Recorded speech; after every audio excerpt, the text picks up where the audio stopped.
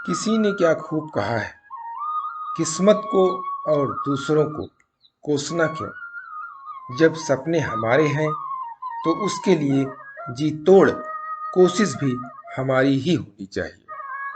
नमस्कार दोस्तों, मेरा नाम प्रेम प्रकाश पांडे है। आज अपने चैनल पर एक नई बेहतरीन प्रेरणादायक कहानी लेकर के आया हूँ। आज की कहानी से हम सीखेंगे कि अपने दिमाग, हुनर या ताकत का प्रयोग अगर नहीं करते हैं तो कम हो जाती है, या कहें तो बेकार हो जाती है। तो चलिए, चैनल को सब्सक्राइब नहीं किया है, सब्सक्राइब कर लीजिए और सुनते हैं आज की कहानी, जिसका शीर्षक है ऊंची उड़ान। आज की कहानी से हम सीखेंगे कि अपने दिमाग का उपयोग, अपनी ताकत का उपयोग करते रहना चाहिए, तभी आप उसको और बेहतर बना सकते हैं। गिद्धों का एक झुंड खाने की तलाश में भटक रहा था। उड़ते उड़ते वे एक टापू पे पहुंच गए। वो जगह उनके लिए स्वर्ग के समान थी। हर तरफ खाने के लिए मेढक, मछलियां और समुद्री जीव मौजूद थे। और इससे भी बड़ी बात ये कि वहां इन गिद्धों का शिकार करने वाला कोई जंगली जानवर नहीं था, और वे बिना किसी भय के वहां रह सकते थे। युवा गिद्ध कुछ ज्यादा ही उत्साहित थे। उनमें से एक बोला, वाह, मजा आ गया। अब तो मैं यहाँ से कहीं नहीं जाने वाला। यहाँ तो बिना किसी मेहनत के ही हमें बैठे बैठे खाने को मिल रहा है। बाकी गिद्ध भी उसकी हाँ में हाँ मिला खुशी से झूमने लगे। सबके दिन मौज मस्ती में बीत रहे थे, लेकिन झुंड का सबसे बुढ़ा गिद्ध इससे खुश नहीं था। एक दिन अपनी चिंता जाहिर करते हुए बोला, भाइयों, हम गिद्ध हैं। हमें हमारी ऊंची उड़ान और अचूक वार करने की ताकत के लिए जाना जाता है, पर जब से हम यहाँ आए हैं, हर कोई आराम तलब हो गया है।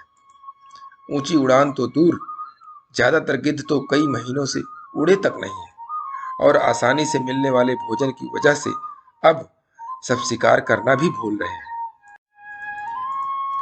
ये हमारे भविष्य के लिए अच्छा नहीं है। मैंने फैसला किया है कि मैं इस टापू को छोड़कर वापस उन पुराने जंगलों में लौट जाऊंगा।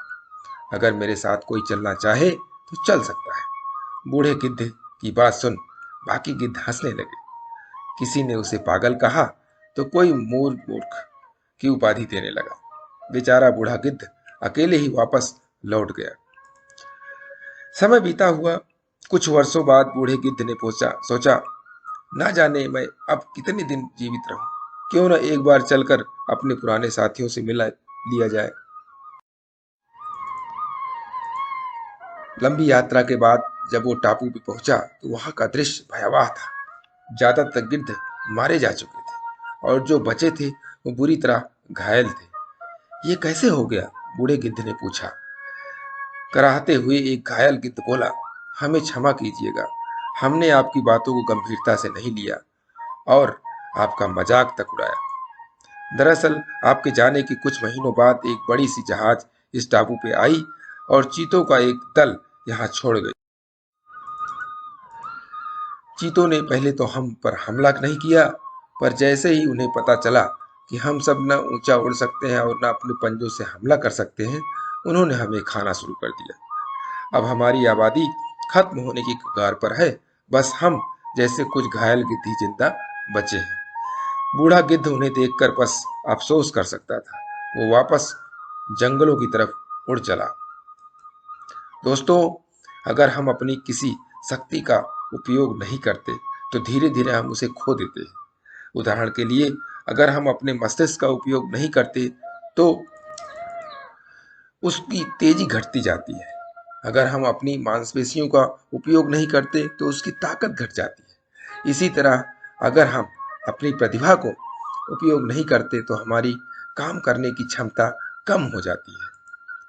तेजी से बदलती इस दुनिया में हमें खुद को बदलाव के लिए तैयार रखना चाहिए, पर बहुत बार हम अपनी वर्तमान नौकरी या व्यापार में इतने आरामदायक हो जाते हैं कि बदलाव के बारे में सोचते ही नहीं और अपने अंदर कोई नई प्रतिभा नहीं जोड़ते हैं।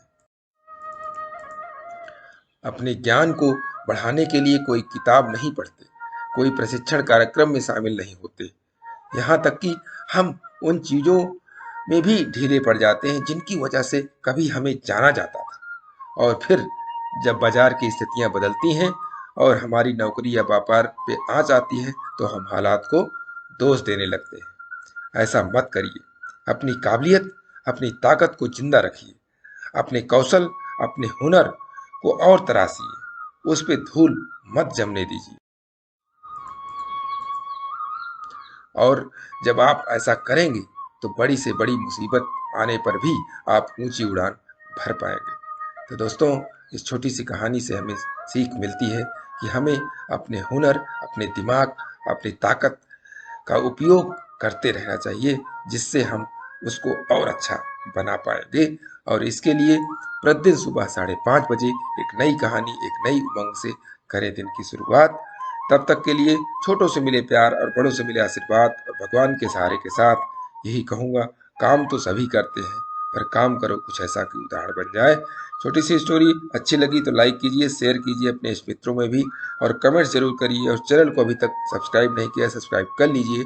और नई नई बेहतरीन मोटिवेशनल स्टोरी आपको मिलती रहे, इसके लिए प्रेस बेल आइकन।